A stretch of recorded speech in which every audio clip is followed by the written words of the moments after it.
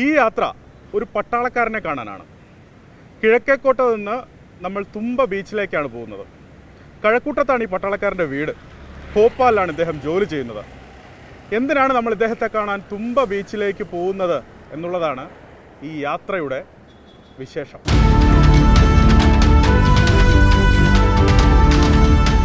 എൻ്റെ പിന്നിൽ ദാ ആ ഓടി വരുന്നതാണ് ആ പട്ടാളക്കാരൻ, കഴക്കൂട്ടം സ്വദേശി ജീനോ ആൻ്റണി. ഫ്രാൻസിൽ ഇക്കഴിഞ്ഞ അൾട്രാ മാരത്തോൺ 24 അവേഴ്സ് വേൾഡ് ചാമ്പ്യൻഷിപ്പിൽ ആദ്യ 10 വന്ന ഇന്ത്യക്കാരനാണ് ജീനോ ആൻ്റണി. അങ്ങനെ കേൾക്കുമ്പോൾ അത് കുറച്ച് ലഘുവായിട്ടൊക്കെ നമുക്ക് തോന്നും. 24 മണിക്കൂറിൽ നിർത്താതെ ജീനോ ഓടിയത് 265 കിലോമീറ്ററും 198 മീറ്ററുമാണ്.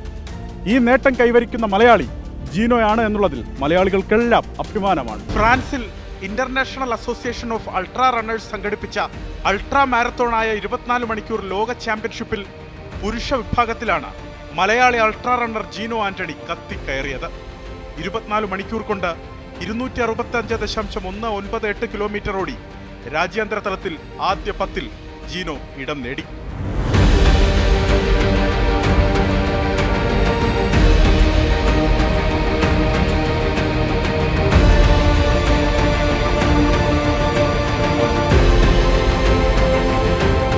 നേട്ടം കൈവരിക്കുന്ന ആദ്യ ഇന്ത്യൻ താരം കൂടിയാണ് ആർമിയുടെ ഭോപ്പാൽ 3ME സെന്ററിൽ ശിപ്പായിയായ തിരുവനന്തപുരം കഴക്കൂട്ടം സ്വദേശി ജീനോ.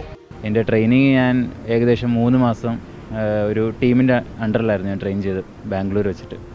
NEB സ്പോർട്സും എനർജി എന്ന് പറഞ്ഞു. അപ്പോൾ ഇവരുടെ അണ്ടറിലായിരുന്നു. ഒരുപാട് കഷ്ടപ്പെട്ടു ഇതിന് വേണ്ടിയിട്ട്. അങ്ങനെ കോമ്പറ്റീഷൻ എനിക്ക് സത്യം പറഞ്ഞാൽ വലിയ കഷ്ടപ്പാട് എനിക്ക് തോന്നിയില്ല. കാരണം അത്രയും ഹാർഡായിരുന്നു ഞാൻ ട്രെയിനിങ് ഞാൻ ചെയ്തത്. സോ അതുകൊണ്ട് എനിക്ക് ഈസി ആയിരുന്നു. പക്ഷേ എനിക്ക് ഇപ്പോൾ തോന്നില്ലെന്ന് വെച്ചാൽ എനിക്ക് കുറച്ചും കൂടി പുഷ് ചെയ്യായിരുന്നു. എന്ന് വെച്ചാൽ 265 പകരം ഏകദേശം ഒരു 275 ആക്കാമായിരുന്നു. 24 മണിക്കൂർ നിർത്താതെ ഇത്ര ഓടുക എന്ന് പറഞ്ഞു കഴിഞ്ഞാൽ അതെങ്ങനെ സാധ്യത? ഇത് ആരും പറഞ്ഞാൽ അത് വിശ്വസിക്കത്തില്ല. പക്ഷേ നമ്മളെ കൊണ്ട് അത് പറ്റും. ഇന്ത്യയിൽ ഇത് എത്ര ആളുകൾ അറിഞ്ഞു? കേരളത്തിൽ എത്ര പേര് അറിഞ്ഞു? അതിനെപ്പറ്റി എന്താ ധാരണ? അങ്ങനെ എന്തെങ്കിലും മനോവിഷം ഉണ്ടായിട്ടുണ്ടോ? സത്യം പറഞ്ഞാൽ ആർക്കും അറിയാത്തൊരു സംഭവമുണ്ട്. 2022 എനിക്ക് ഏഷ്യ ഓഷ്യാനിൽ 3rd ആയിരുന്നു. ഇൻഡിവിജ്വൽ മെഡൽ 3rd ആയിരുന്നു. അന്ന് ഞാൻ 238 ചെയ്തത്. അത് ഞാൻ ഒരുപാട് കഷ്ടപ്പെട്ടായിരുന്നു ആൾക്കാർ അറിയാൻ വേണ്ടിയിട്ട്.